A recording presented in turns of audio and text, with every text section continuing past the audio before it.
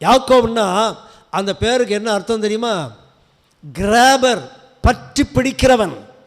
எல்லாம் எனக்கு வேணும், எனக்கு வேணும், எல்லாம் எனக்கு வேணும், அந்த குணமுள்ளவன். ஆகவேதான் ஏமாற்றுகிற அந்த யாக்கோபை பார்த்து ஆண்டவர் கேட்டார், உன் பெயர் என்ன? இப்பொழுது யாக்கோபு சொல்றார், என் பெயர் யாக்கோபு, என் பெயர் யாக்கோபு. இந்த உண்மையை, என் பெயர் யாக்கோபு என்று சொன்ன சொல்லுக்குள்ளேயே பெரிய ஒரு பொருள் இருக்கிறது அன்பானவர்களே. நான் ஏமாற்றுகிறவன் ஆண்டவரே, நான் ஏமாற்றுகிறவன். உடனே ஆண்டவர் யாக்கோபுடைய பெயரை மாற்றினார். இனி நீ யாக்கோபு என்று அழைக்கப்பட மாட்டாய், உன்னுடைய பெயரை இஸ்ரவேல் என்று மாற்றுகிறேன். இஸ்ரவேல் என்ற பெயருக்கு தேவனை நோக்கி பார்க்கிறவன் என்றும் ஒரு பொருள் இருக்கிறது.